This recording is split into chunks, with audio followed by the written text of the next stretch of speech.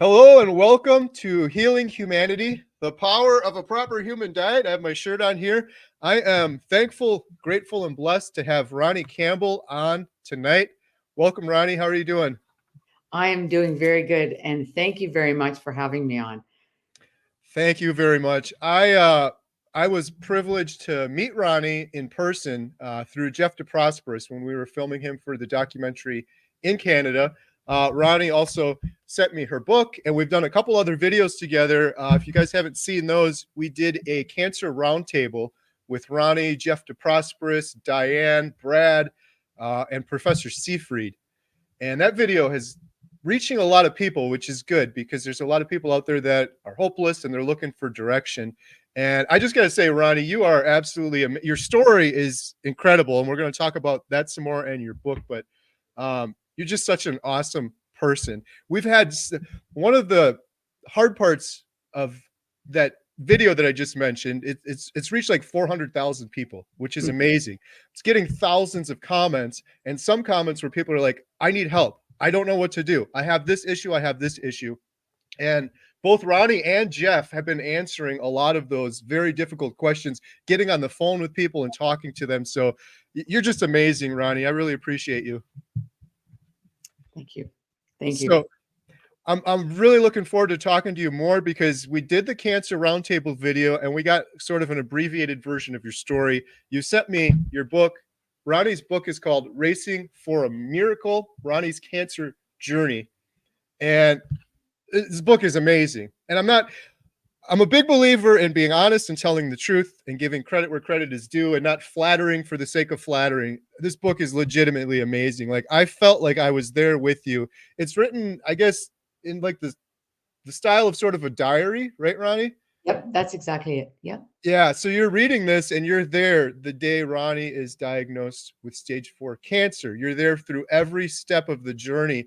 And I was reading some of the reviews on Amazon. It's like it's helping so many people that are going through this because if the one thing that I've learned about cancer is obviously when that happens, you're very hopeless, but also it seems like a lot of people don't end up having any sort of plan. It's like go do chemo and that's it. And there's no sort of structure or plan or what to expect or other things to do outside of the traditional chemotherapy treatments, much of which you cover in this book. So I'm kind of rambling now. I'm excited to talk to you more, Ronnie, and share your story. For those that are watching and commenting, if you have a question for Ronnie, please leave a QQQ and we will get to those.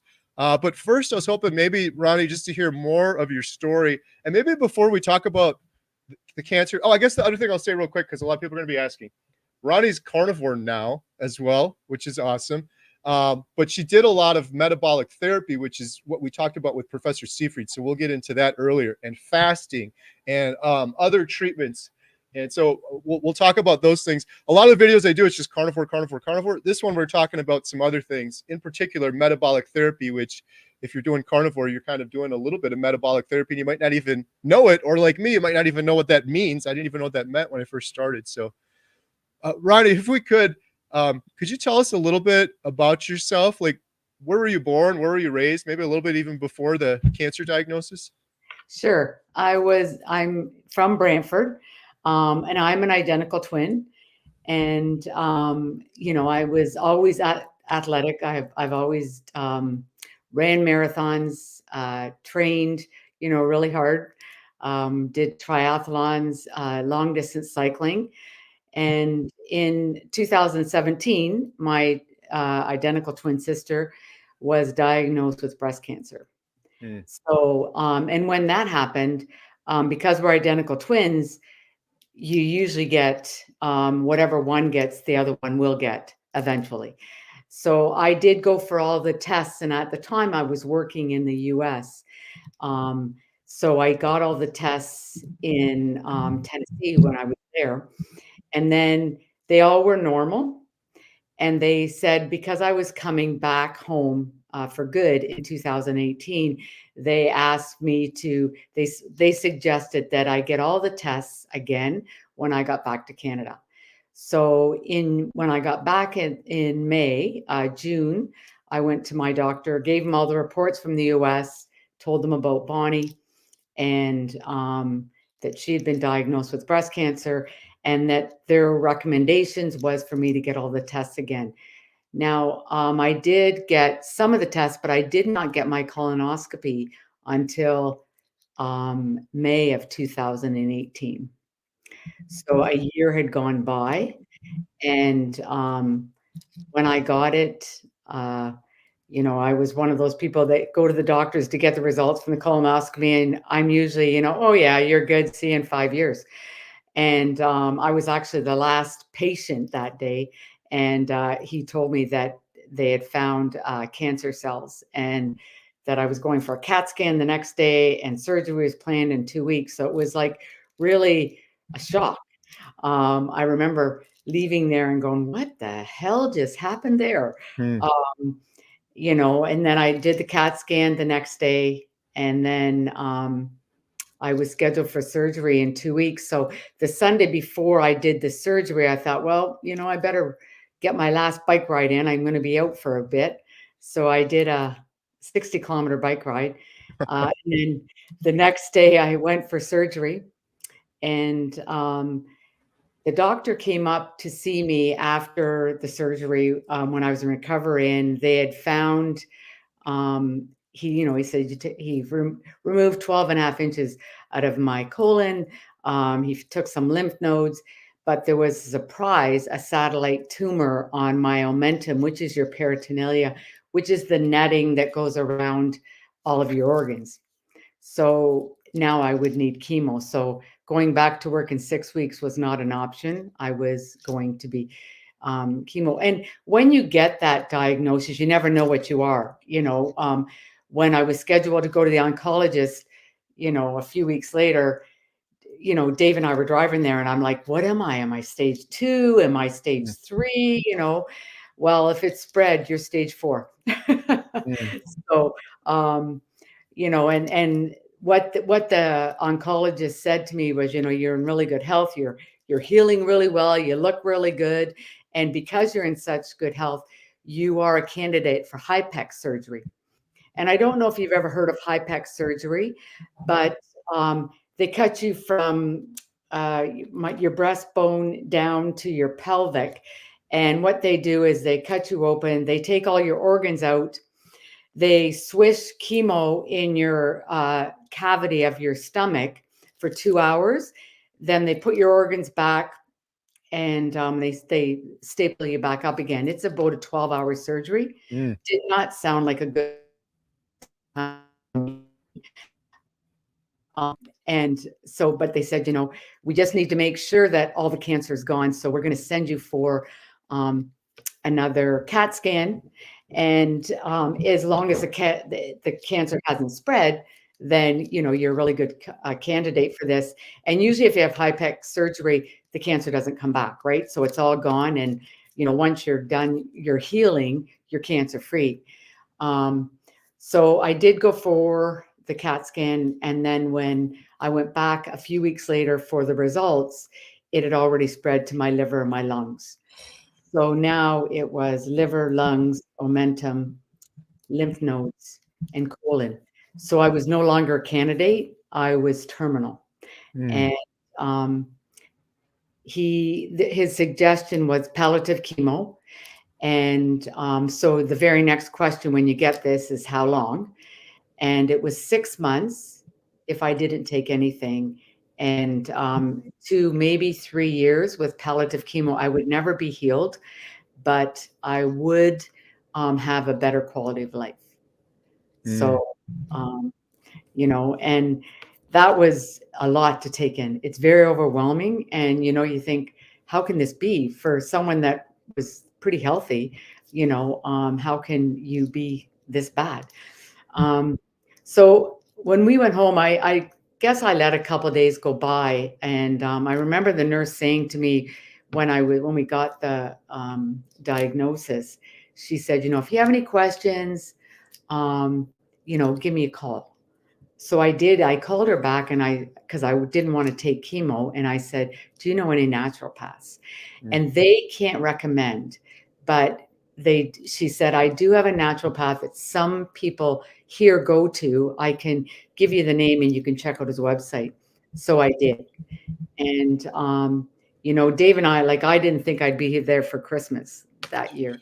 And I remember when we finally went, I sent a message to Dr. Reed off his website and told him, that I was 57 and I was terminal and I didn't want to die. So he emailed me back. It was a long weekend, the July 1st long weekend. And he emailed me back on the Sunday and scheduled me for the following week, which was like, thank you. And then when I went, Dave and I went to see him, and he's the one that said you would have to do the chemo, the conventional chemo, and his regimen. And he said, you've got aggressive cancer, so you need to do both. And, when we were driving home from Kitchener, it was like, you know what? I might make this. Like, this is, it's going to be tough, but, and I treated my cancer like training for a race. You did a lot of things that you don't like to do, but you want to get your best. You want to get your personal best, and you need to do the hard training in order to do that. And I probably, and you saw that in my book, I think I've tried everything going, Reiki. And I remember when I did my first Reiki session, and my Reiki master said, you need to welcome your treatments. And that was one of the things, when I went for chemo, I was kind of miserable. I was a little, I guess, like a bitch, because after a few weeks and after my Reiki, she said to me, you've changed a bit. And I said, well, my Reiki master said I need to welcome my treatments and I need to be happy to be here. So I'm trying to do that. So, those were just some of the things that I did. But yeah, I had a pretty hard regimen, but I was determined to kick it to the curb. Right. This is incredible. When you were diagnosed, yes, and it spread all those different places in your body, when they told you that you had cancer, was it just like, oh, I've been feeling a little weird, or did you have any indication whatsoever where you're like, oh, my stomach was kind of upset or anything like that, or was it just a complete shock? It was a complete shock. Wow. And that I guess, yeah, for me, it was like, how can this happen? Like, I couldn't believe it because I looked okay and I felt okay. And that's the thing. I think sometimes, and now that I've did more research on this, but I think more times if you do have a symptom, you've had it for a really long time. Like you're usually a later stage. But no, I'm not sure what happened there. Like it was a shock. Do you think you may not even be here had your twin sister not been diagnosed? It would just went because you didn't even know you had it, right? You just would have went on and on till it was wow. Yeah, and that's that was one of the things that was a blessing because and I've heard it can be a silent killer, and it would have been because I probably wouldn't be here today. By the time I maybe got the symptoms, it would have been all through, like totally through my body.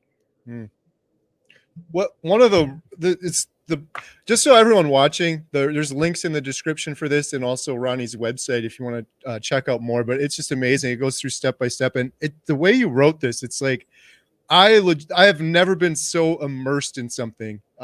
Just reading it, I felt like I was sitting there with you when you're getting the diagnosis, and luckily it's got a very happy ending because you're here right now. But my goodness, I can't even imagine what it's like when you got that diagnosis. Could you just tell us a little bit about that? I don't want to make you sad, but like your loved ones, your family, like you had to go around and tell people, your husband, Dave? Yep. Actually, he was with me, and I remember looking at him, and he was crying, and I was just like, you know what, I got to figure this out. And that's where I said to the doctor, how long do I have? And then it was like even coming home from the hospital and having to tell my son, and then tell my family. And the hardest person to tell was my dad. And he did die while I was doing this, going through treatments. But I didn't want to tell Dad what really was going on. It was just, you know what, Dad, I've got cancer. I'm going to take chemo and I'll be fine. I didn't want him to worry about me, but it was, yeah, it does take you back. Like, it is just, it's unbelievable when you get that diagnosis. And, people say, I was so surprised, and it is really a kick in the stomach. It really is. And so thank goodness for your twin sister, because that was one thing that you did differently. And then the other thing that you did differently that a lot of people might not have done was seeking out the natural path. Yes, that is correct. Can you talk a little bit more about sort of your treatment and then what happened after the diagnosis? And because that's racing for a miracle, it's like the journey part of it. It's like, it's more than, I don't even know how to describe it, more than a full-time job, more than a couple full-time jobs, just dealing with all the things you went through over the next couple of years. Can we talk about that a little bit more? Yeah. With the naturopath, his aggressive treatment was, I did IVs of vitamin C, but my vitamin C had potassium, magnesium, calcium. It was a bag of a concoction just for me, and it had elixir, which is mistletoe, which is a cancer-fighting herb. And so I would have that 3 times a week on my non-chemo weeks. And then on my chemo weeks, I would do it Monday and Friday. And then on the Wednesday and of my chemo weeks, I went in for a treatment on Wednesday, and then I would have a take-home bottle Thursday and Friday. And when I went in on Wednesday, I would have to leave there for 1. I would have to have my session all done by 1:00 because I was usually at Dr. Reed's at 2 p.m.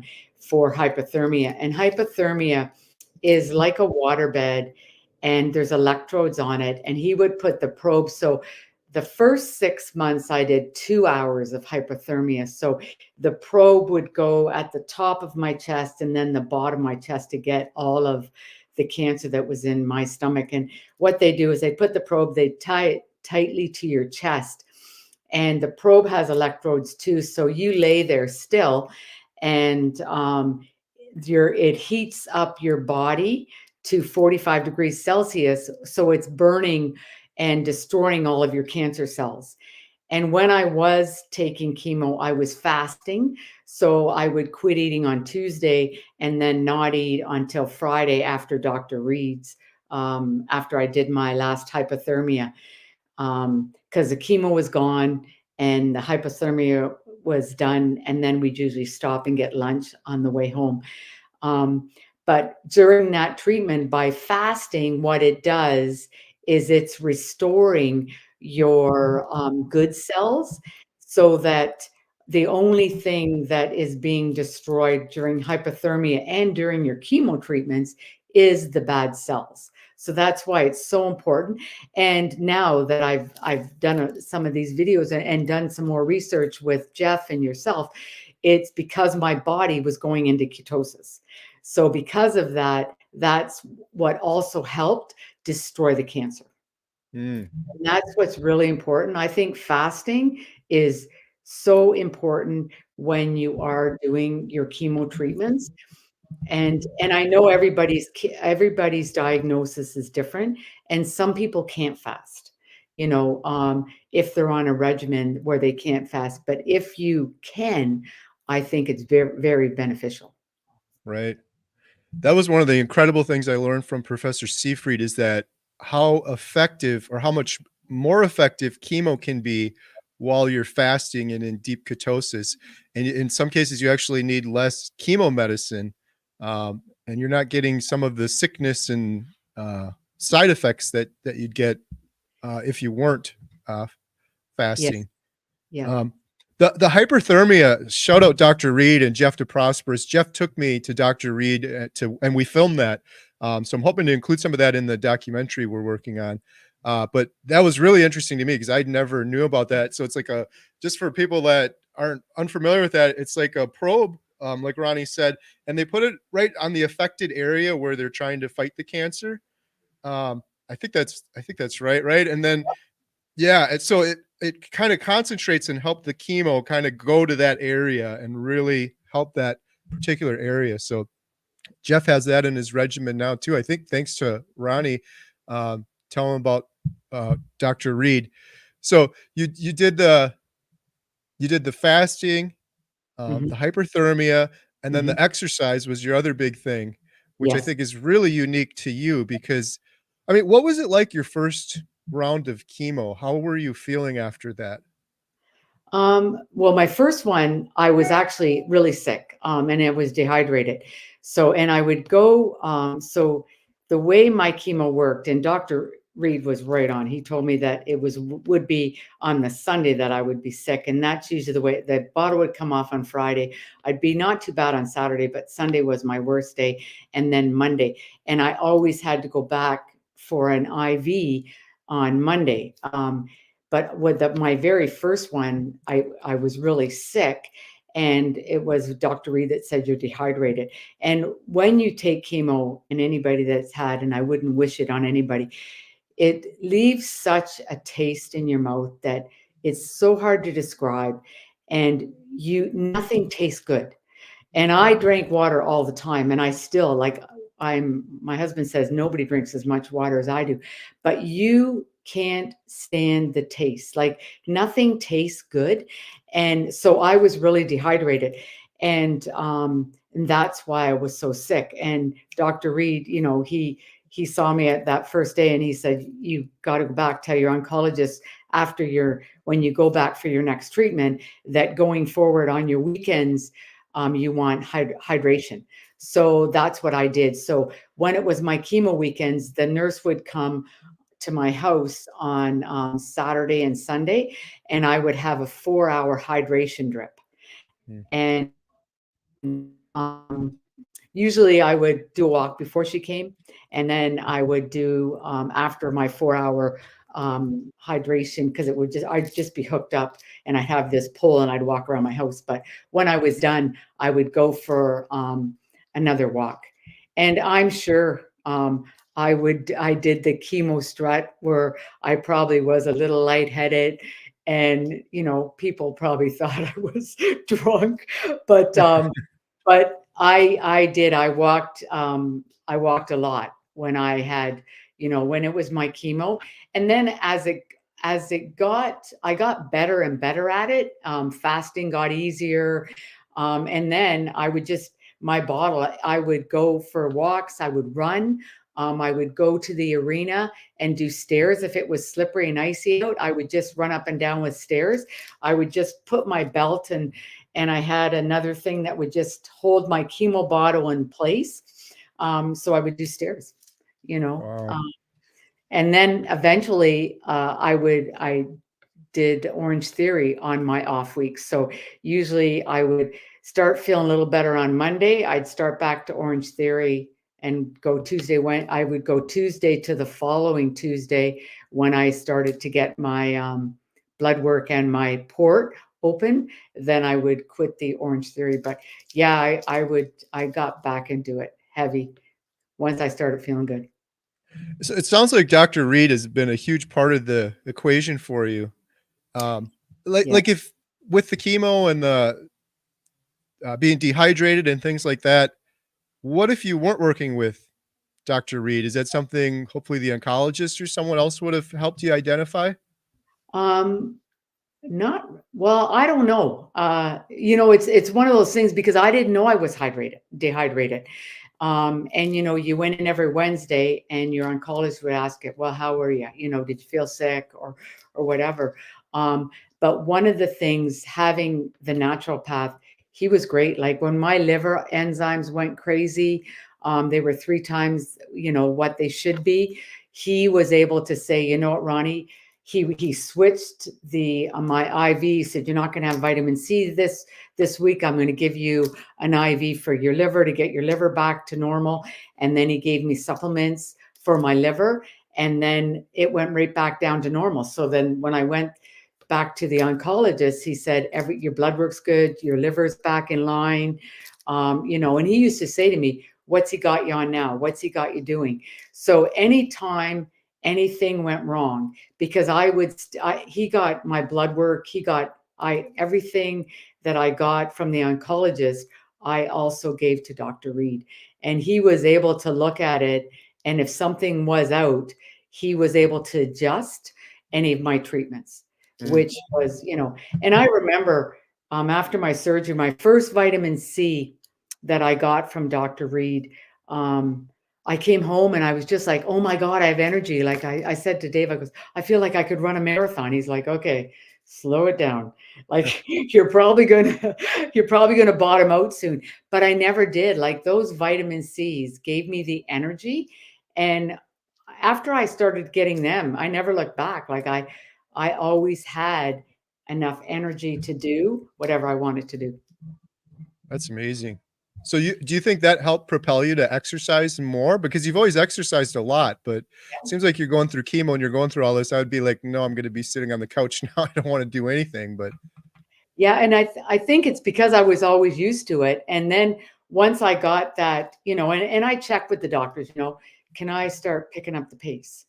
And once they gave me the green light, it was like, okay, and and they'd ask me, what are you doing? And even Dr. Reed would say, okay, so what are you doing? Like, and you got to listen to your body. Like that was their big thing. Listen to your body.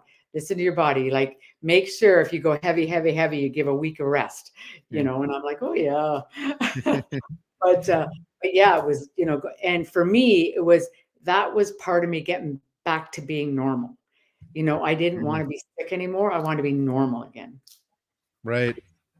So one of the things I learned when we did our cancer roundtable from Professor Seyfried, who's just amazing, cancer feeds off of glucose and glutamine.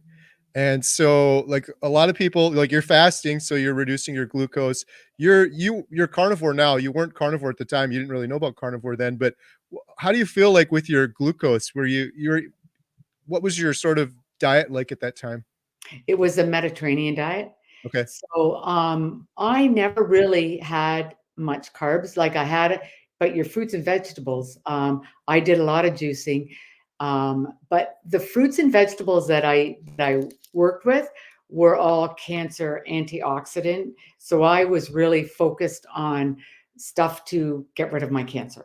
I read a lot, did a lot of juicing, did a ton of juicing. But tried to minimize my sugars, tried to minimize my carbs. And I think, now with everything I've learned with the carnivore and even the keto diet, but it was Dr. Reed that recommended the Mediterranean diet. So I did a lot of fish, chicken, a lot of, leaner meats. And now I'm all beef. All right. beef. Well, that was one of the big takeaways I had. Jeff DeProsperous and Professor Seifert and we did a follow-up video about a week ago, and Jeff was asking him, he's like, Professor Seifert, I've got my glucose under control because I'm doing carnivore, and then he's doing 5-day fasts. So he's like, the glucose I've got under control, but what do I do about the glutamine? And there's some medicines out there. That's a whole other story that you can't really get anymore, unfortunately. But Professor Seifert said, well, Jeff, the one thing you can do is exercise. And I was reading your book. I said, Jeff, that's Ronnie. Like she was exercising. So that had to help your glutamine, all the exercise you were doing. I think that's something that is important to get out there for other people. That was Jeff's big takeaway after the call. He's like, I got to work in more exercise for sure. Yep. And, some people won't go to the level that I did, but just even going for a walk and, increasing your walk, if you do a block, go 2 blocks, you just add a little bit every day and do something. Something's better than nothing. Right. And that, to me, that's really important. And like I said, you don't have to do it to the caliber. I've always done it. So that's the difference with me. But if you're new and just starting, just do a little bit, but do a walk, and you're getting your vitamin D, right? If you're out there, you're getting some fresh air, you're getting vitamin D, and you're starting to feel a little bit better if you get yourself dressed and just go for that little walk. Right. So you're diagnosed with stage 4 colon cancer. You're told it's palliative and it's just we're gonna do the best we can for you. You have 2 to 3 years. And now you're kind of getting into the swing of things, doing chemo and fasting and seeing the Dr. Reed. So can you tell us a little bit more? Like how long did that go on for, and what were sort of the next events that happened in your journey? Yeah, so I did the chemo, and each CAT scan got better and better. And my goal, I wanted to be, I set the bar way up there. Like I wanted to be done the chemo, done cancer, and everything in a year. Um, but that didn't happen.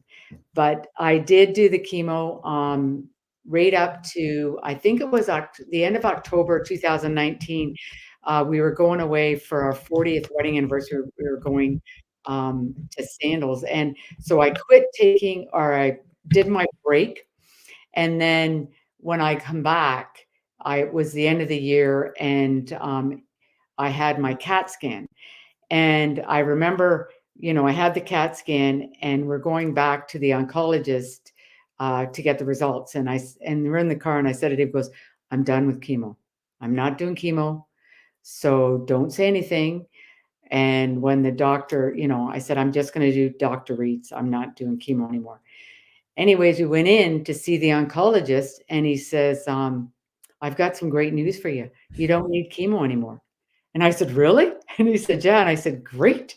So I continued to do Dr. Reed's. I continued with the hypothermia. So I still did the fasting, the vitamin C IVs, the hypothermia, and I actually picked up putting mistletoe injections in my stomach.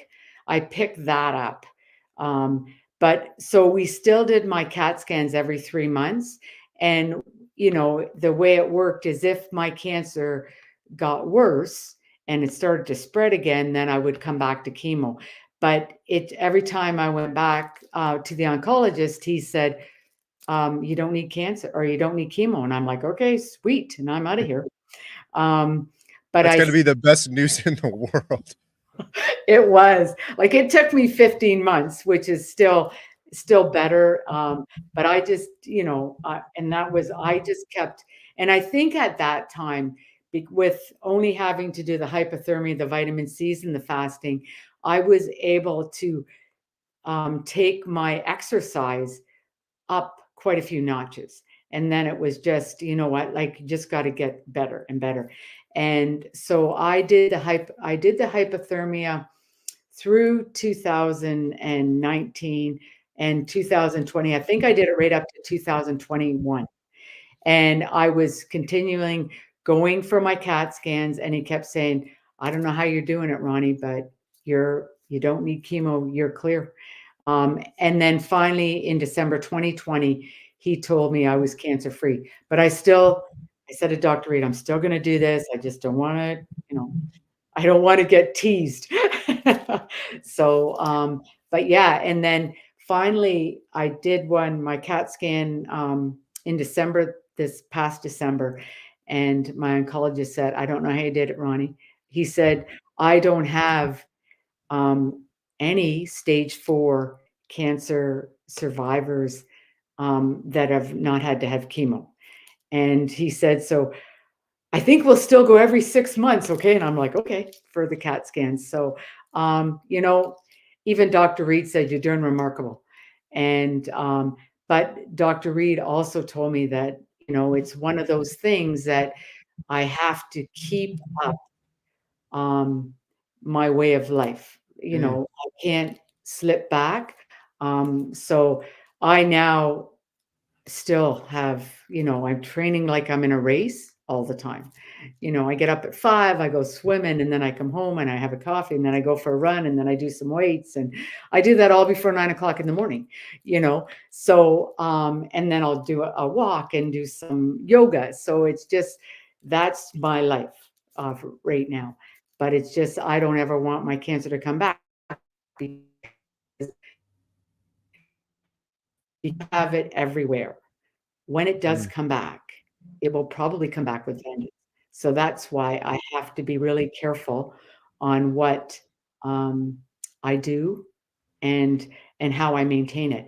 And that's why doing the carnivore really helped me, because you're eliminating all your sugars, all of your starches, all of your carbs by doing that.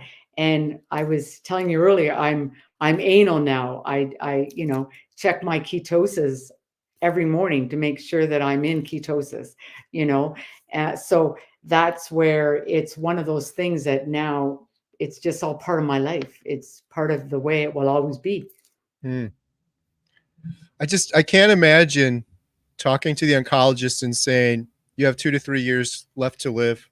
You're palliative." And now they're telling you, "You're cancer free." It's I like, know. it's just amazing. I can't uh, when they told you you're cancer free, obviously great Christmas present in December, right? Yes. Amazing news and everything, but not completely amazing because, like you said, you're still thinking like, "Well, I'm cancer free now, but doesn't mean I'm completely off the hook. I still have to work at this sort of thing." Yeah, and you know what? And a lot of people that have cancer and they get, they're done their chemo, it's one of those things that I still get worried. Every time I do a CAT scan, I get worried. Every time I get my blood work for before my CAT scan, I always worry about my CEAs, and that's my chemo marker. And I think it was 1.4, and normal is 3.4, so I'm less than normal. But when I was at Dr. Reed's, we used to have before COVID, there'd be a room where there'd be 6 of us in, and we'd all be doing IVs, all of us different kinds of cancer, and all of us talking about what you take and what treatments they're doing. And a lot of them, they would get their cancer markers and they'd say, "Oh, my cancer's coming back. My markers are getting higher." And a lot of those cancer patients, when their cancer came back, a lot of them are gone now. So I've lost, and I think in my book I shared a lot of them. Um, and everybody that you meet that has cancer, and even the people that reach out to me now, they become my cancer family. So I really, I want to help them and inspire them, and share part of my journey with them if it'll help them, because it's so important, because we're a different kind. We have a connection. Yeah. And and once you have cancer, you always have cancer. Like, I worry about it all the time. Mm. So it's one of those things that it'll always be with me. And I always think of Dr. Reed on my shoulder saying, "You can never go back. Like, you always have to, keep going." Um, Right. so When you were diagnosed with cancer, obviously that moment, that day, it was completely probably hopeless when they tell you you're palliative and you have a couple of years left to live. Um, but then you started talking to Dr. Reed and you started putting a plan together. Did you get hope where you're like, this is, I'm gonna get this, I'm gonna beat it, and just stay on top of it to the point that when they told you you're cancer free, you kind of had imagined that in your head and you're like, I knew this day was gonna come, or like how did that work? yep, actually, with each CAT scan that got better and better, and and Dr. Reed was like, "You're doing really well," and my oncologist, he was really surprised that things were happening like they were, and it was one of those things that, like, when I didn't get cancer free the first at the year, I was more upset with myself, because again, I treated it like a race, and I was just like, "This is it. This is the time where, every time I went in, it was like, okay, this is the one where Dr. Lee is going to say to me, 'You're cancer free,' and it Mm, wasn't. And so for me, and and I remember a few times I would be really upset, and Dr. Reed says, Ronnie, you have to realize where you were and where you are now. And it's you're doing really well. Like you have to, but I I wanted it gone. I wanted it to be, you know, and I remember talking to somebody that had cancer, and I think they had breast cancer, and they had they did chemo for so many months, and then they did radiation, and they said, I have stage 3, and I'm not going to be, and it took me 9 months to be clear. You have it in 5 organs, and you think you can be clear in a year? You know, and I'm like, yeah, that's my plan. you know, but it took a little bit longer than that. Yeah. you know, Wow. but it was, for me, it was every CAT scan results. I waited for him to say, um, you're clear. I can't imagine that moment when he said you're cancer free. Yeah. And it was COVID, so I didn't even get to ring the bell because you had to do it over the phone. Right. but uh, but yeah, it was yeah. And for him, because they never want to say it, and that's where I said to him, so like, I'm cancer free, right? And he says, yes, you are. And I'm like, great, that's all I needed to hear. Yeah. Wow. What do you what do you think about like having a plan and hope in your mindset in terms of fighting cancer?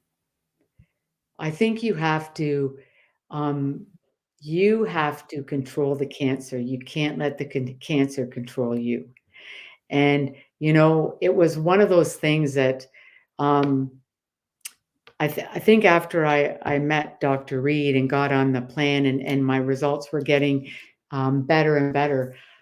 I d- you know I no longer felt I was going to be dead. I thought, you know what, I got this.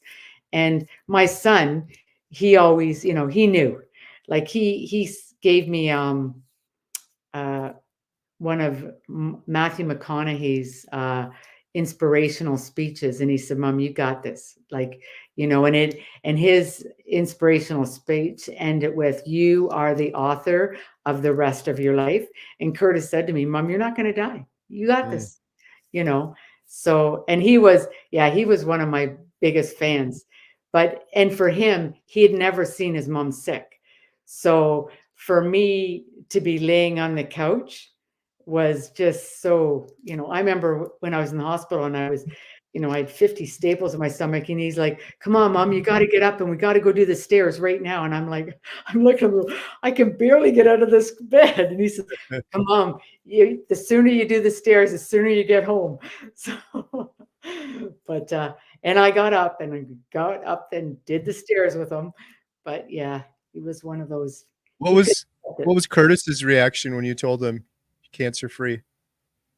he was ecstatic. He said, Mom, I knew you had it. I never doubted it, you know. I was gonna say, did he say, I told you so, Mom? Yep. Oh, Yeah. that's awesome. Wow. So now, well, we got a lot of questions in the sidebar, but since then, now you've had a couple scans, right? Yes, I have. Every couple months, Every 6 months. every Yep. 6 months, and they've all been good. Yes. Yep. How has all of this sort of changed your perspective on life? This sort of second chance, you're cancer free now, the whole Yep. journey. It really, you know what? It really makes you appreciate everything simple. Like, what? Just getting up and doing what you want to do every day it's a good day. You don't sweat the drama. And yeah, you just, I've had a second chance at life.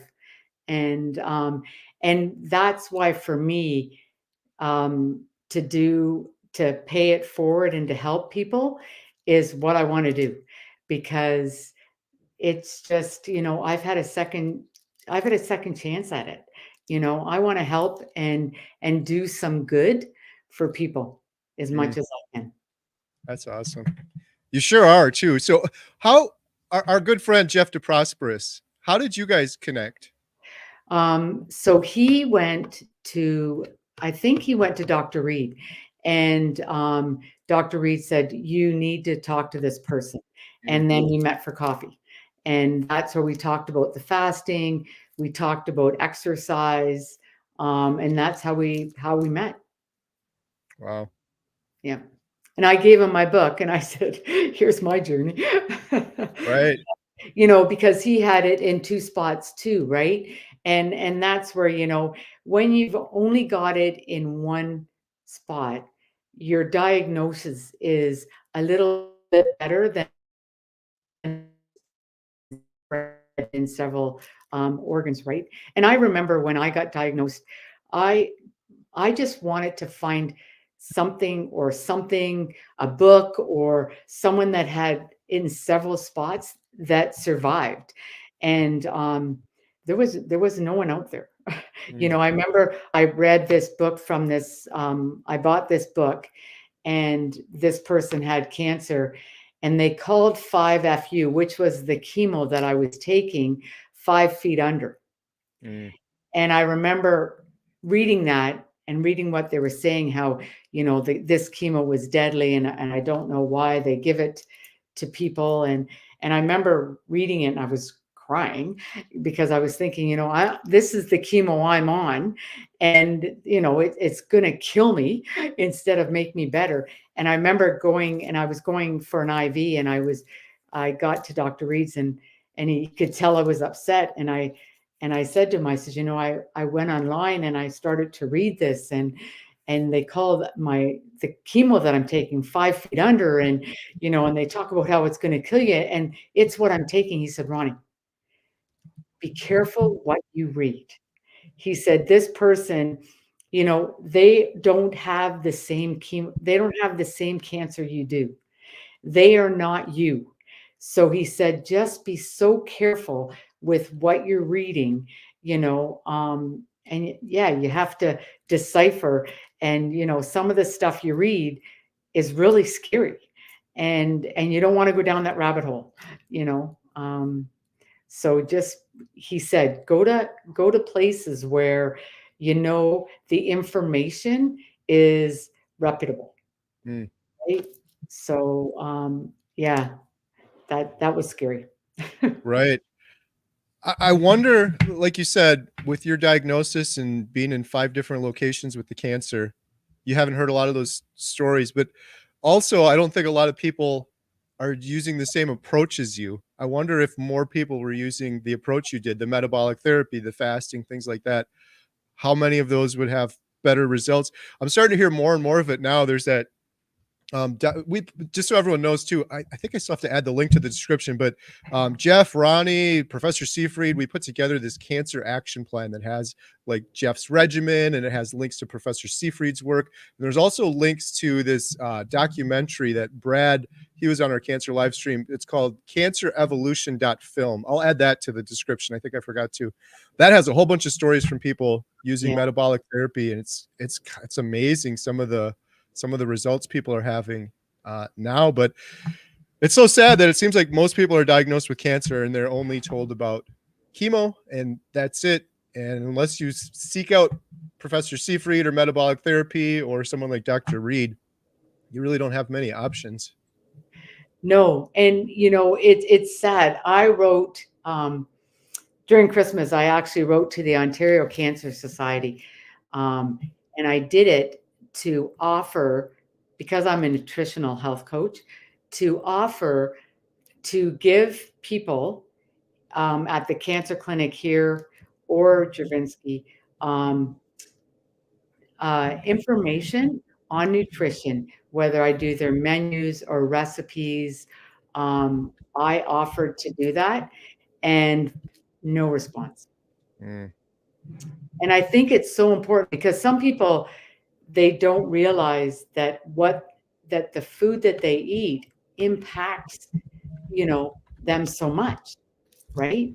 Um, and it's one of those things that, I mean, I didn't realize how much the sugar impact the glucose and the glutamine until we did that one with Dr. Seafried, and the more I get into it, and making sure that your body's in ketosis, because that, I'm sure, helped me a lot. Right. Yeah, and the like you said, the amount of exercise you were doing, that's another thing. People think ketosis a lot. They think, oh, I just don't eat carbs. No, there's other ways to get into deeper stages and levels of ketosis. And Ronnie did a heck of a lot of exercise, which is also, like we were saying earlier, can reduce your glutamine also. Yep. So, wow. So we got a bunch of questions here. Someone said, what's metabolic therapy? I just added the link to the Cancer Action Plan, and that has links to Professor Seafried and others. But Professor Seafried talks a lot about metabolic therapy, and it's kind of the things we were talking about here, like fasting and being in deep ketosis. So you're starving the cancer of glucose and glutamine.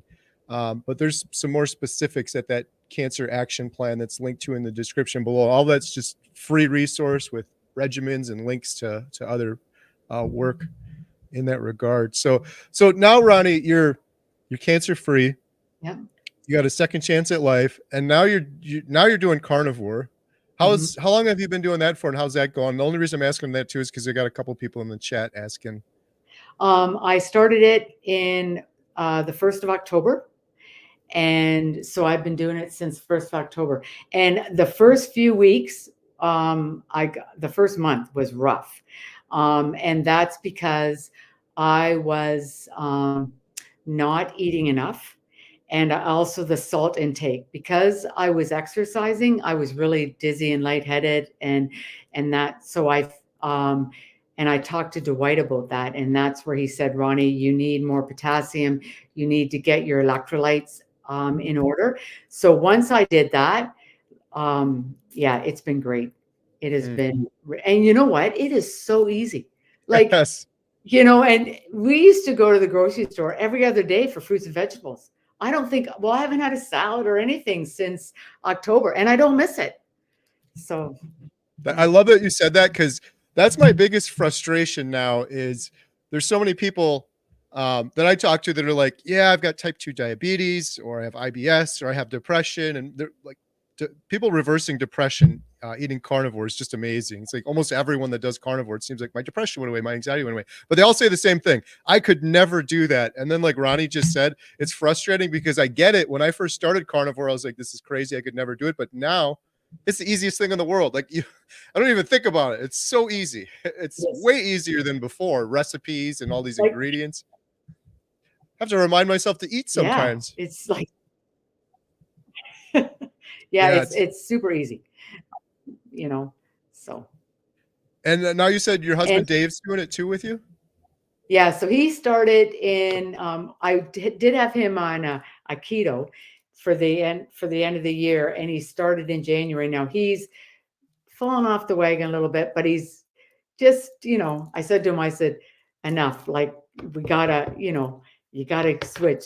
But that's where he said to me, you're so much stronger than I am. I said, Dave, it's just so much simpler. Right? I always tell people too, it's always tricky at first, but once you get over that sugar addiction, it usually gets pretty easy for some people. And some people will do it, but they'll be like, oh, I did really good. It's Saturday. I'm going to have a little toast with some jelly on it, or some grapes, or some fruit. And it's like, it's really tricky with carnivore, because then you'll be out of ketosis. It could take you another week to get back into it. It's not like Weight Watchers. I did good all week, I'm going to just have a cheat day. That could knock you out. That could turn into a whole week. So that's really cool. Well, should we take some questions here? Got a bunch of questions in the side. Let's see here. $2 super chat. Thank you, Mona. Any super chats we get go 100% towards the documentary. And a big part of the documentary, we're covering cancer now, including our friend Jeff DeProsperous and his story. Ronnie, where did you study to become a health coach? The Health Institute. Is that something you're still doing? Like, if I'm just wondering, because we're going to get a lot of comments here, if anyone reaches out to you, or. Yep, I'm still doing the health coach, and I'm specializing now more in nutrition. Okay. Yeah, and there's a link to Ronnie's website in the description, and there's a link to her book on Amazon, and a link to her website in the description. And I just added the link to the Cancer Action Plan that we put together there too. So, question from Lee: how difficult is it to switch from vegetarian diet to carnivore? I can try taking a stab at that one. My daughter did that, and my wife Jen did that. And it is tricky, but it doesn't have to be. You should ease it. My suggestion would be to ease into it. I wouldn't go straight from vegetarian diet straight to carnivore. Some people do and they're okay, but I guess the better advice is to ease into it and start doing keto, maybe try to be around 20 carbs or so, and then reduce that down and then go from keto into carnivore. Um, yeah, I don't know if you have anything to say on that one, Ronnie. No, that's what I would do, and that's how I did it with Dave. You know, do the keto and then just wean yourself off. Yeah. How did Ronnie meet Dr. Reed? The nurse gave me his website, and that's how I looked him up. I went to the website. Wow. And Dr. Reed is REID in case you're looking for it. REID. Yeah. Awesome. He's awesome too. I was blessed to meet him as well when I visited with Jeff, and we filmed a whole segment with him, and he even came over to the side and he gave us a little interview so stay tuned for the documentary. I have all this amazing footage and stuff, but we can't share it on YouTube if it's going to go in the documentary. So Good. our friend Christy from Meeting Wellness, question for Ronnie: what differences have you noticed since switching to carnivore, and how has it benefited you? I actually find that you don't have that, where you get that sugar rush and that you're way more stable. And I sleep better, and I actually have more energy. That's one of the things I know. I feel great. How does it feel with you in particular doing a lot of exercise? Do you notice anything different there? I hear some people say they don't get tired as quickly. Exactly, and that's what I find, that I don't tire as quickly. Yeah. There's been a couple, like a triathlete and some people that Dr. Chafee's had on his channel that are strict carnivore, and they report the same thing where their stamina and things like that is kind of drastically different on carnivore. It's really interesting. Susan asks, Ronnie, how has the oncologist reacted to you going carnivore? I haven't even told him, because when we talked in December, he just gave me the results. So because I'm only going there, or just getting my CAT scans, that's the only time I go to the cancer clinic. Right. All right. Question: H2O2 35% food grade. I'm not sure on that one. Is that hydrogen peroxide? I don't know what that. Do you have any idea what they're asking on that one, Ronnie? I'm not sure. No, I'm not sure what that is. Yeah, Angela, sorry, I'm not sure what you're asking there. I don't know if we can answer that one. That might be a good question for one of the doctors. Let's see here. Maureen, question for Ronnie. Did you do fasting before the treatment? If so, for how many days? I would have supper on Tuesday, and my treatment was Wednesday, Thursday, Friday. So I would go from Tuesday night till Friday around noon, 1 o'clock. And was that a Dr. Reed recommendation? Yes, it was. Okay. And when we started, and I remember when I first started, it was painful. And it's because with me, I'd always been really active. So I burn a lot of calories. So that's where, when I first did it, yeah, it was my stomach would just ache. Because I burn on an average of 2,500 to 3,000 calories a day. So when I started to fast, it was hard. Have you done any fasting since you started carnivore?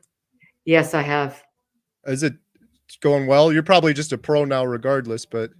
Well, actually it's been tougher. Oh, is it? Yeah, now I still do like the 12-hour, like I eat, I'll eat at 4 o'clock. So when I don't eat till 9 o'clock the next morning, so I still have that fast. But as far as fasting for 2 or 3 days, yeah, I struggle with that. Yeah. I've fallen off the wagon there. Yeah. Well, I did fasting before carnivore, and it was so hard because I wasn't in ketosis. Being in ketosis made it easier, but yeah, it can still be a challenge. Our friend Jeff is just a champion. So he's doing the 5-day, and now I did an 8-day with him. That was crazy. And now I don't know if he's done it or not yet, but he was talking about doing even longer ones, like a 14-day or even longer than that. So there's some new evidence and some things he's been researching in that regard. It's so good for you, like in terms of your mitochondria and regeneration and regenerating cells and things like that when you get into some of those deeper ones. So Yeah. And it just resets your metabolism, right? Like it's really good to do that. Just resets your metabolism. yeah, I always tell people that too, that are because some people will do carnivore for a long time and then they'll be like, I'm stuck and I plateaued and I just feel kind of blah and I'm not losing any more weight. If you just fast, even for 24 hours, a lot of times that'll reset things. Yeah, so it's so good for you too. Hmm. I did it and I was getting some hate. People are like, you don't need to lose any weight. Why are you doing it? I'm like, I'm not doing it to lose weight. I'm doing it because I feel better. It regenerates the cells. It's like if I would have been doing this for years and years and years, I'd probably be feeling incredible right now. It's so good for you. It's probably what humans have done for a very, very long time.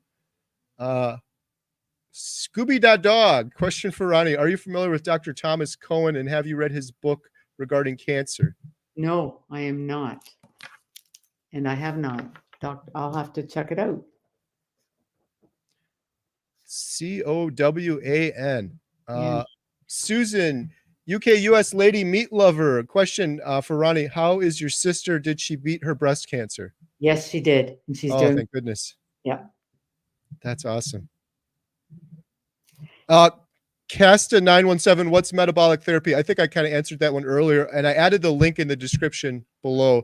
But Professor Seafried talks a lot about it. Fasting, getting your body in ketosis, trying to starve the cancer from glucose and glutamine. And then there's lots of other things you can do as well, like Ronnie mentioned with the hypertherapy and supplements and things like that. But does that cover it pretty much, Ronnie? Metabolic? Yeah.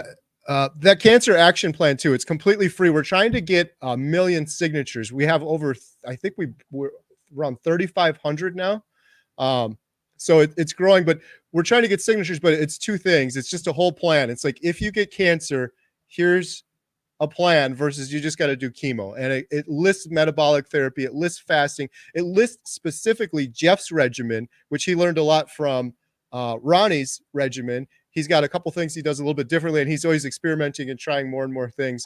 But that cancer action plan is completely free, and there's links to all sorts of good resources there you might want to check out. A $50 super chat. Thank you so much, Laura. I really appreciate that. Again, every penny's going right towards the documentary.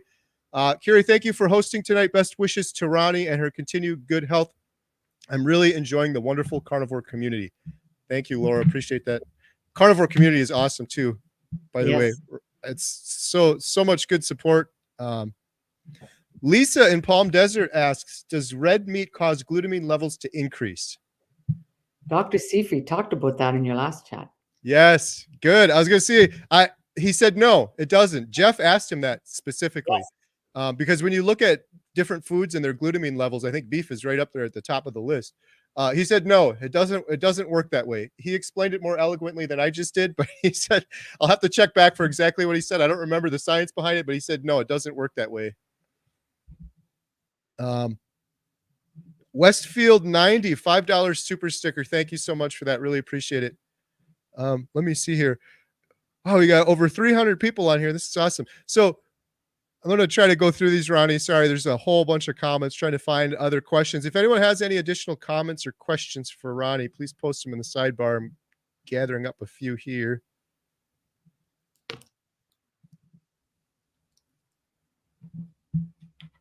Ronnie, if you had a loved one, this is my own question now. If you had a loved one or friend or family member diagnosed with cancer, what advice would you give them? I would fasting, hyperthermia, and even the supplements, right? Because you need to, the vitamin D, vitamin C, and zinc. Those are all for your immunity, and the turmeric. So those are things, and a lot of people don't know about them. Like I never took supplements or even realized the impact that they had. And they're, key. You want to keep your immunity up, especially if you have cancer. Because if you don't have it up, then you have the chances of not getting chemo, right? Because your immunity is low, and they'll say, nope, your blood count's too low, so you can't have chemo. And I had that a few times. Is that something you've continued after Yes. your Yeah. I take supplements? about 15 or 18 supplements a day. And I've added some because I'm carnivore, picking up some extra supplements for that. Yeah. Shout out again, our friend Jeff DeProspers and Dwight. Dwight. Dwight Yeah. is awesome with the supplements and yeah. Speaking of that, there was a question kind of related. Awesome news, Ronnie. What vitamins did you take when your enzymes were high, and how much vitamin C did you take to give you that energy? Oh, it was, I think it's 500 milliliter bag, that IV bag that he had, but it was mixed with vitamin C, and it had all the other supplements in there: potassium, magnesium, Helixer, and calcium was in my IV bag. Now I take 1,000 milligrams of vitamin C a day. And when my enzymes were high, it was a supplement called Livco. And that's what was he was able to bring um, it down. Like he would say, I can't remember how many times I had to take it. Like he told me, take 2 a day or 3 a day. I've got the bottle downstairs. But as soon as my liver enzymes went crazy, I would take it. But he was so good. If anything went wrong, he had a supplement for it. You need to take this. Here's what you take. And once it comes down, you don't need to take it anymore, or take it once in a while. All right. Let's see here. We got another one. Oh, this was a follow-up from Angela. It is hydrogen peroxide. Would love to get doctor's input on it. My husband is on it, and Fenben and the metabolic protocol. He starts chemo on Monday the 15th. Stage 4 colon cancer, liver, lungs, lymph nodes. Wow. I haven't heard of the hydrogen peroxide. That'd be a good question for Dr. Seafried. Yeah, Professor Seafried. Angela, maybe if you could shoot me an email, just so I can get back to you, because I can't get back to you here. homesteadhow@gmail.com. I can maybe reach out to Professor Seafried and see if he has any idea on that one. I'm not sure, but homesteadhow@gmail.com. Question: have you got your sister to do carnivore? Not No, yet. not yet. No. Baby steps, right? It takes a while. I'm so shocked. Both of my sisters have been doing it for quite a while now too. But it was a different situation because they kept seeing my YouTube videos over and over again. So they had that sort of motivation, I guess. I'm not sure, but it is amazing though once you start doing it, and people start seeing how you're feeling better and you got more energy. And I'm like, what is she up to? And then they'll start doing it. It seems to really spread that way. It's kind of interesting. Well, and it's funny because as a health coach, and I talk to people that, this is wrong or that they got IBS, and I'm just like, go carnivore. It's the best elimination diet there is. Yes. Yeah. I mean, obviously I'm doing the documentary on it, but it is just incredible because I'm so fortunate. Like I said, we did that video, the cancer roundtable video, specifically about cancer. So we got a lot of comments on there, but the carnivore videos, I get thousands of comments, Ronnie, and they're from all sorts of different videos. Depression and mental health is the number one. I get those all the time, like daily. I went on carnivore diet. My lifelong anxiety is gone. My depression's gone. IBS is another huge one. The inflammation going down. I always hear people say that. That's like one on a daily basis. Is I had lower back pain. I had pain in my elbows. I didn't even know like this hurt, and it's gone now on carnivore because that inflammation goes away so quickly. Type 2 diabetes getting reversed is another one. Yeah, it's really incredible. You think there'd be some people too where it's like, yeah, I tried and it didn't work. I guess maybe there are some, but it's like, it seems like 99% of the people that try it are always like, well, this is incredible. Yeah. And you have to get, I remember when I first did it, and like I said, I was out there running, and I'm just like, oh my God, I felt, really sluggish, and I was feeling really awful. And I remember looking at some videos, and the one, I think it's Carrie, the one doctor in Tennessee, I can't remember, Oh, Dr. Barry. Barry, and he said, you got to do it for at least 90 days. Yep. You've got to do it for 90 days. So I'm like, okay. And to me, because of the way I am, I'm just like, I cannot not do this. Right? This cannot not, you're like, I've got to feel better than this. So that's where it was like, nope, just keep going. And then I talked to Dwight and I said, how come I'm getting this? And that's where he said to me, not eating enough, your salt's not enough, and you need more potassium. And once I changed that, wow, what a difference.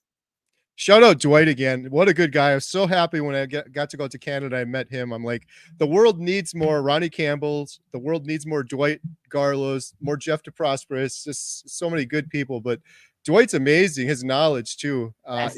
He watches so much YouTube, but there's so much good information out there, especially if you start digging into it. And the stuff he knows about supplements is just incredible. He's given me some really good advice too. Question from Mona. How many hours do you train a day? 2.5 to 3. All right. Steven said, question, we are on Life's Resurrection Project. YouTube her journey is in our videos. I'm 8 years cancer-free from Dr. Seafried and fasting. Wow. I'll have to check that one out. Life's Resurrection Project. That's amazing. Congratulations. 8 years. Wow. So yeah, Ronnie, plus with the carnivore stuff, you have to be like, of course I could do this. I beat stage 4 cancer. Are you like that in general? Like I can pretty much do anything now? Do you have any limitations? No, but that's where I get really hard on myself. Like, yeah, the carnivore was the one that was really hard for me. And I'm just like, I cannot give this up. I cannot give this up. But yeah. That's awesome. There was a few days I'm just like, I come home from my run and I'm just like, oh my God. And now I'll go out for a 5K run and I'll do 10. And my husband say, oh, you felt pretty good today. I said, yeah, I just kept running. That's so cool. Yeah, I always got to remind myself of that too, because fortunately for me, when I did carnivore, it was pretty easy, but everybody's different. I think it's harder for women than men. The genetics, age, there's so many things that play into it. Everyone's different. So it's really awesome that you stuck to it. My sister really struggled, and she just had like sort of an aversion to meat too. I remember going to her house when she was carnivore for like a month. I cooked up some beautiful ribeyes and she hardly ate it. I'm like, what are you doing? She's like, I just don't. She's eating chicken and stuff like that. Anyways, long story short, it was like maybe 2 or 3 months ago, she called me and she's like, it finally happened. I'm like, what are you talking about? She's like, I crave ribeyes. I crave steak. I feel so much better when I'm doing this. And it took a while for her to get into it. But once that switch went off in her body, she's strict carnivore now and she feels so much better, just like you're saying. Oh yeah. Stephen Shadden, question, my wife's Maureen Shadden, and she is so tiny she can only fast for 1 day prior to chemo. Is that okay? I would think it would 1 day prior to chemo. So she doesn't do with, well, I would think it's okay. It just depends with, what kind of cancer you have. And in this one, she is so tiny. You're not doing it to lose weight. Now, the other thing that Dr. Reed, because I remember when I first started, one of the things he said to me is, if you can't fast, have up to 300 calories. And maybe his wife maybe she can do that, right? So you're just not eating all of your calories in 1 day. Maybe if she did it while she's having chemo, maybe just limit so that she's not having as many calories. Right. Just because you want the chemo to only damage or get rid of the bad cells. And that's the big reason for fasting, is because the chemo is only killing the bad cells. Your good cells aren't there. So that's the big part of fasting. And also ketosis. Right. One of the most incredible things with fasting that I learned too from Jeff to Prosperous, Jeff and I are almost the same age, almost the same weight, and almost the same height. I was like, Jeff, you've done 32, 33, I don't even know what he's at now, rounds of 5-day fasts. I'm like, how are you not just a twig at this point? And he's like, no, I am the same weight. It's the human body's incredible. So if you didn't get that too, Jeff will fast for 5 days straight. He will not eat anything for 5 days. And then the next week he eats. And he's done that 33 times and he's the same weight. So it's kind of amazing what the human body does. But I would say, yeah, if she can only fast for 1 day, it's better than nothing. And then the other thing to consider too is maybe just intermittent fasting. Yes. When she is eating, try to make the window as big as possible between meals so that her body is kind of intermittent fasting in between. And make sure that she is drinking a mineral water. So you want it to be either flow water. Another one in the US is Path water. It's a really good mineral water, but you want something with a mineral so she's getting her electrolytes and not through a Gatorade or something like that. She's getting it through the water. So that may be something that they want to look at also. Scooby.Dog asked Ronnie, what type of training do you do? I swim in the morning. I do 1,300 meters, and then I run for 5 or 6K, depending on what it is. And then I'll spend 40 minutes downstairs doing light weights.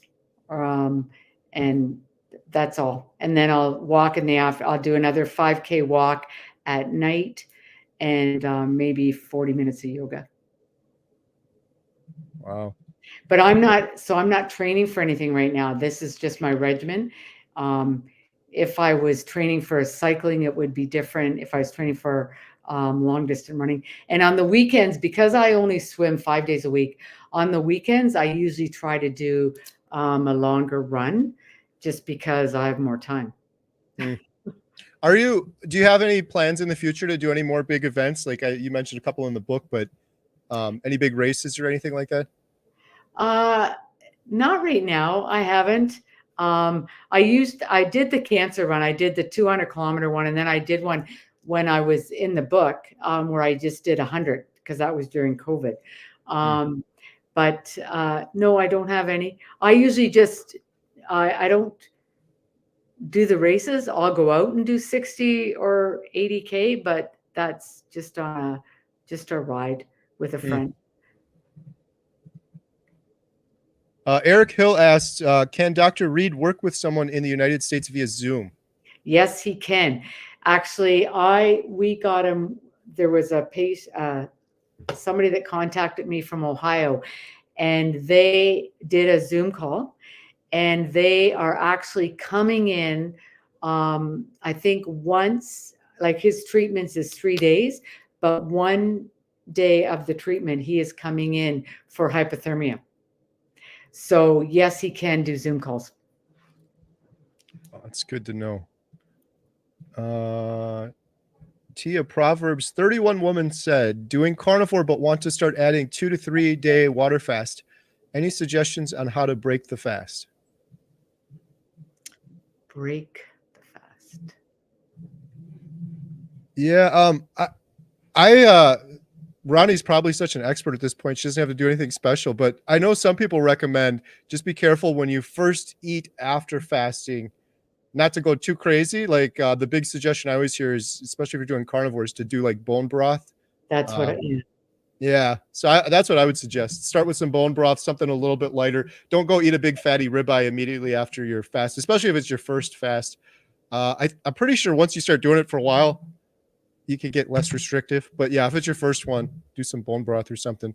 I'm pretty sure Jeff, when he's done with his 5-day fast, he can eat whatever. He's fine. Pro level. Yeah. Susan, oh, thank you so much. $10 super chat. Carrie, I went to my eye doctor yesterday because I was seeing double. It was my glasses because my right eye improved 20 points. My astigmatism reduced 50% and my left eye improved 5 points. Wow, that's crazy. I heard a lot of stuff on carnivore, like with floaters in the eyes going away on carnivore. I guess inflammation too, but I haven't heard that before. That's incredible. Wow. Hey, it's our friend. Speaking of fasting, this is our friend Brett, who's your carnivore. He just did a 12-day fast. Wow. Started on January 1st. He was going to do 9 days. The longest he did before that was 8. And he got to day 9 and he's like, I feel good. I'm just going to keep going. And he went for 12. He's a legend. Good for him. Awesome, Brett. K. Smith, my body weight and body fat percentage are ideal. And with chemo and fasting, it's harder to put the weight back on. Just got the metabolic therapy information. Do you think fasting mimicking diet is effective? Do you think fast mimicking?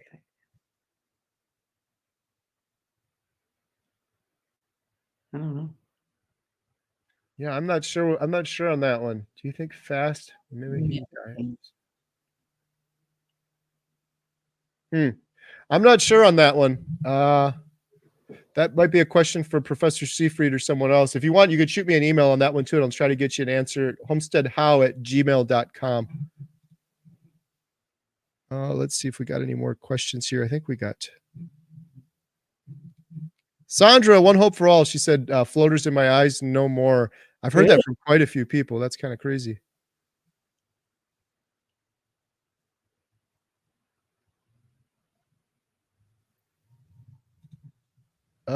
G&E, I believe Jeff is 37th round of chemo. Yeah, that sounds about right. Shout out our friend Jeff DeProsperous too. He's got an amazing YouTube channel. Blessings on my journey. All right. Oh, sorry, Ronnie. I'm just checking to see if there's any more questions here. I think we got them all. So Ronnie, is there anything else? I just wanted to say again, huge thank you for your time, but thank you for, you mentioned earlier, your sort of mission and goal in life is to give back and help other people. And you're really helping so many people just by that video alone that you were willing to participate in with Jeff. It's inspiring so many people, so many questions coming through. I know you've been having phone calls with people and talking with people, a person from Ohio you mentioned earlier. So thank you so much for everything you're doing. Is there anything else we wanted to shout out? Again, Ronnie's book is amazing. I highly recommend it. Link is in the description below and our website's there. Is there any other projects or anything else you want to mention? Well, if there's anybody that does want to reach out, if they need any information on nutrition, I would be willing to, help them with their menu planning, do some recipe books for them if they want to do that, or if they just want to reach out because they have questions, I'll answer them. I want to help as many people as I can. And, when you do get that diagnosis, it can be, pretty awful, and it's just nice to talk to someone that's been there. And, I mean, everybody's cancer diagnosis is different and everybody's treatments are going to be different, but it's just nice to have other options. And instead of just, here, take chemo, because there is other things. Right. Yeah. Just having a plan. Here's your plan. Here's something to work on, to focus on, to think about, a goal to work towards. So important. But yeah, I can't imagine being diagnosed like you were with that. But then being able to get on a phone and talk to someone like you, it's got to be amazing for somebody for sure. It's amazing what you're doing. So again, thank you so much. I really appreciate it. And thank you, because what you're doing, all these videos and working with Jeff and, just everything you're doing is, like I said, it's amazing. And, I was going to add this information, but I didn't. And, so it was all just finding it myself. So it's great to have this. And the more people that, this reaches, the better. So thank you. Yeah. Well, I appreciate your nice words. And thank you to Jeff too. Sharing his story. That's inspiring so many people, and it's really getting the word out and helping so many people. So huge shout out to Jeff as well. His link is in the description below. But I guess the last thing I'll end it on too is for everyone watching this, please just get the word out. That was the biggest thing. I said to Professor Seifried, what do we do? Like, this is ridiculous that right now, if I have a loved one, they're diagnosed with cancer, they're going to be told chemo, and they're not going to hear anything about the regimen that works so well for Ronnie, the regimen that's working so well for Jeff, the regimen that's worked so well for so many people in the cancer documentary we talked about before. They're never going to hear about it. And Professor Seifried's like, they're never going to hear about it from the institutions, from the hospitals, from the colleges. It's only going to be grassroots individuals talking about it and telling other people about it. So that's why we did that cancer action plan. It's completely free. The only purpose for that is to try to help people, if you're diagnosed with cancer, to be able to have a resource to say, check this out. Maybe there's something there that can help you. This is what worked for Jeff. This is what worked for Ronnie. Here's what Professor Seifried talks about. Here's some videos people did. And here's a plan so you don't have to just chemo and that's the only thing. And you go get your chemo with the cookies and the Ensure. You can have some other options. So if anyone out there is watching this that wants to help, please share that. Try to sign it if you can. It's completely free. And sign it and share it. I think that's the best we can do. And hopefully with the documentary, we could definitely get the word out to reach many more people that are hopeless. So that's the goal anyway. So thank you so much, Ronnie. I really appreciate it. Thank you. I look forward to talking to you again. We got to stay in touch for sure.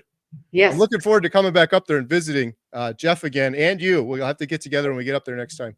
Yes. Sounds good. Thanks, Ronnie. Have a good night. Bye. You too. Thanks.